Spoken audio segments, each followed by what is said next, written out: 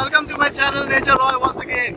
आप देख ही पा रहे हैं I am full of humid, बहुत ही ह्यूमिडिटी है यहाँ पे और मैं बिल्कुल पसीना पसीना हो रहा हूँ।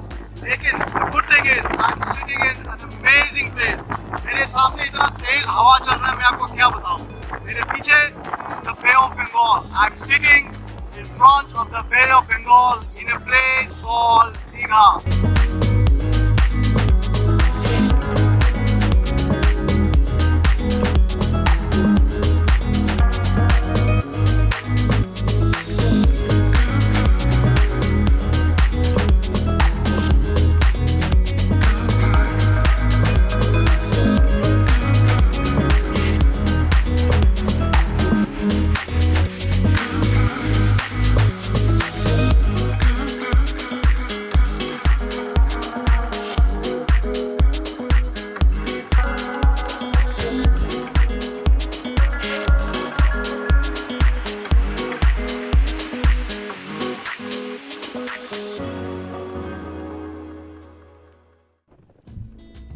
मैं पहुंच गया कलकत्ता और इस बार का डेस्टिनेशन था दीघा। मेरे सामने दो ही ऑप्शन थे दीघा पहुंचने के लिए, या तो मैं ट्रेन में जाऊं या बस में जाऊं। मैं और मेरे दोस्त काफ़ी देर तक एनालिसिस करते रहे और हमें फाइनली यही लगा कि हम अभी सो जाते हैं और सुबह उठ के हाईवे पहुंच जाएंगे और वहां से जो भी बस हमें सबसे पहला दिखेगा दीघा जाने वाला, हम उसी पे चढ़ जाएंगे। और वही हुआ। हमें सुबह वेस्ट बंगाल सरकार का एक बस मिल गया और हम उस बस पे बैठ गए। तो अगर आप बाहर से आ रहे हैं तो मैं आपको बता दूं, the closest airport to Digha is Kolkata airport and you also have an option to reach Digha by train from Howrah और यू कैन टेक बसेस। आप redbus.com या कोई भी सरकारी वेस्ट बंगाल सरकार के वेबसाइट में चले जाएंगे, आपको डिफरेंट टाइप्स ऑफ बसेस मिल जाएंगे और बसेस का फ्रिक्वेंसी बहुत ज़्यादा है। So there are different ways by which you can reach Digha from Kolkata. Finally, 4 घंटा ट्रेवल करने के बाद हम न्यू दीघा बस स्टैंड पहुंच ही गए और सिंस हमने पहले से होटल बुकिंग नहीं किया था तो हमने एक रिक्शा हायर कर लिया और निकल पड़े होटल ढूंढने। आप बस स्टैंड में उतरते ही आपको ऐसे रिक्शे बहुत दिख जाएंगे। आप किसी रिक्शे को भी हायर कर लो और वो रिक्शा वाला आपको पूरा न्यू दीघा घुमाता रहेगा जब तक आपको एक होटल नहीं मिल जाता है at a very nominal rate. So finally बहुत मेहनत करने के बाद और ढूंढने के बाद हमको एक ठीक ठाक मीडियोकर होटल मिल ही गया है। बट ठीक है, हमारा पर्पस वो सॉल्व करता है। रूम में एसी लगा हुआ है और रेट नॉमिनल है। ठीक है, हमने ये सोचा कि ज़्यादा एक्सपेंसिव रूम लेने का कोई फ़ायदा होगा नहीं, क्योंकि हम लोग मोस्ट ऑफ द टाइम बाहर ही स्पेंड करेंगे, सिर्फ रात को सोने के लिए जाना है and you need an AC at the time. तो उस पॉइंट ऑफ व्यू से सब ठीक ठाक है। तो अभी हम जा रहे हैं beach. I guess we are lucky, क्योंकि जो होटल हमको फाइनली मिला वो बीच से बिल्कुल पास ही में था। The walking distance could be only 1 minute. और ये जो आपको छोटे छोटे स्टॉल्स या शैक्स दिखे, this is a small market place which lies between the beach and the hotels. ये मार्केट प्लेस यूजुअली बंद रहता है during the day, whereas in the evening this becomes a different world altogether, and this is how the beach looks like. आज crowd थोड़ा ज़्यादा है, mainly because today is a weekend और weekend में crowd थोड़ा ज़्यादा होता है as compared to the weekdays, and more importantly today is Bengali New Year, which means lots of people from Kolkata have come down to Digha to enjoy a few days of happiness and welcome the Bengali New Year. मैं आपको बता दूं, the most common thing, जो common sighting होगा आपको दीघा बीच में, would be the ice cream trolleys और the kulfi trolleys. आप जहाँ पे भी देखोगे आपको कोई ना कोई आइसक्रीम वाला मिल ही जाएगा। और अगर आपने एक आइसक्रीम टेस्ट कर लिया, आप दूसरा आइसक्रीम, तीसरा आइसक्रीम टेस्ट करने के लिए मजबूर हो ही जाओगे, because the tastes are really good and they offer this ice cream at a very nominal rate. And trust me, जब टाइड लो होता है ये ट्रॉली लेके समंदर के अंदर चले जाते हैं। They go deep inside the sea when the tide is low. तो आपको ऊपर बैंक में आने का ज़रूरत नहीं आइसक्रीम खाने के लिए। You can have an ice cream right there in the sea. Isn't it very exciting? ये रहा आइसक्रीम के बाद। और अगर मैं पॉजिटिविटी, द गुड वाइब्स और हैप्पीनेस अमंग्स द पीपल बोलूँ, this is a different level all together. मैंने ये रियलाइज़ किया पीपल कितने खुश है, लोग कितने खुश होते हैं। दे आर लीस्ट बॉदर्ड कि दुनिया में क्या हो रहा है, क्या नहीं हो रहा है। It is the moment to leave, and I found each and every people are relishing and cherishing each and every single moment.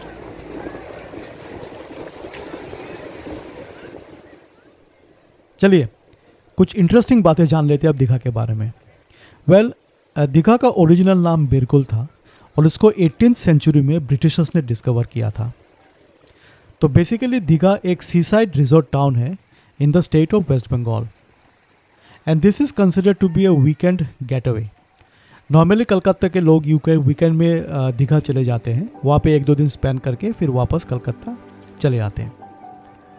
Digha 190 kilometre के दूरी पे है कलकत्ता से, और जैसे मैंने आपको पहले बताया था, आप वहाँ पे बाय ट्रेन या फिर बाय बस या फिर आपका खुद का व्हीकल लेके पहुँच सकते हैं।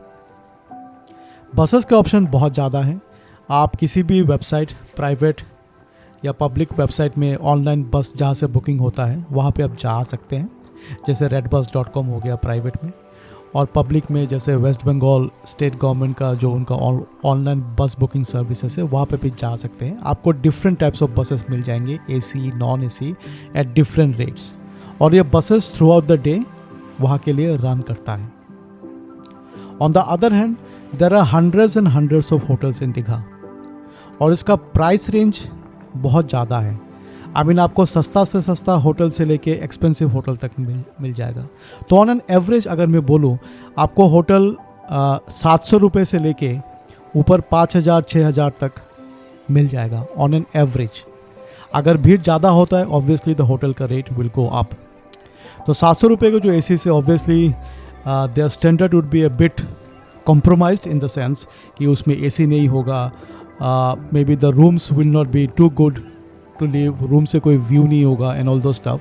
तो आप जैसे जैसे आपका रेंज बढ़ता जाएगा आपको होटल का क्वालिटी वैसे ही इम्प्रूव होता जाएगा। वेल, फॉर्चुनेटली दीघा में होटलों की कोई कमी नहीं है, लेकिन अगर आप अपने फैमिली को साथ लेके आते हैं तो प्रेफरेबली आप होटल प्री बुक करके आइए।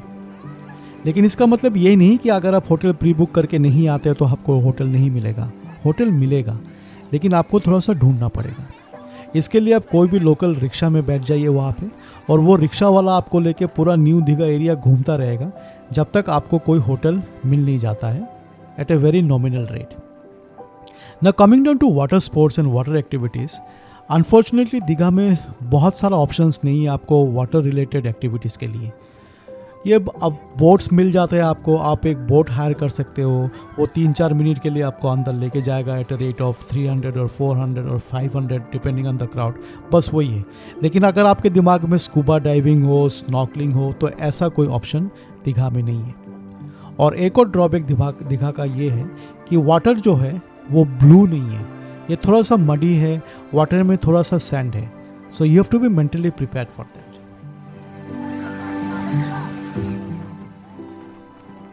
सो दीघा को 2 हिस्से में बांटा जा सकता है ओवरऑल, ओल्ड दीघा और new Digha. New Digha is a recently develop place क्योंकि इसका इंफ्रास्ट्रक्चर काफ़ी अच्छा है, नंबर ऑफ होटल्स ज़्यादा है, द क्वालिटी ऑफ होटल्स अच्छा है, तो लोग यूजुअली न्यू दीघा पे ही आके स्टे करना ज़्यादा पसंद करते हैं। अगर हम खाने पीने की बात करें तो उसका तो कोई लिमिट ही नहीं है, आपको जो खाना चाहिए वेज नॉन वेज सब कुछ अवेलेबल है at different and very economic and very reasonable rates. Come with me and enjoy.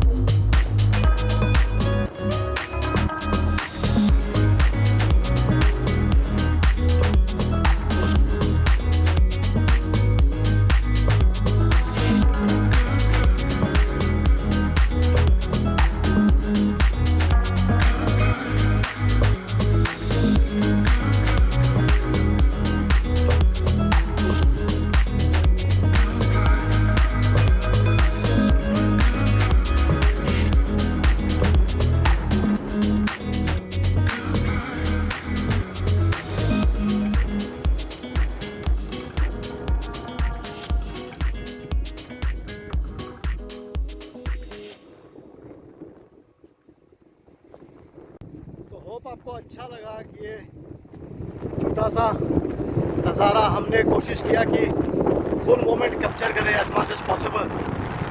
और जहाँ पे हम लोग अभी चल रहे हैं वो मेन दीघा से थोड़ा सा क्रॉस करके आगे है। सो यहाँ पे लोग काफ़ी कम है, बीच बिल्कुल खाली है। जो आपने देखा है अभी बहुत सारे लोग थे वहाँ पे बीच पे, बट यहाँ पे इट्स बिल्कुल empty, you know. Take a look, देखिए कोई लोग नहीं है वहाँ पे। See the beach, it is absolutely empty. तो अगर आप में से कोई है would want to enjoy a beach less of people, you know, जहाँ पे बिल्कुल कोई ना हो, बिल्कुल खाली हो, तो आप दीघा क्रॉस करके थोड़े से आगे आ जाइए। आपको ये बहुत ही सुंदर सा एक अपना ओन प्राइवेट बीच आप इसको बोल सकते हैं, वो आपको मिल जाएगा। Very nice Indeed.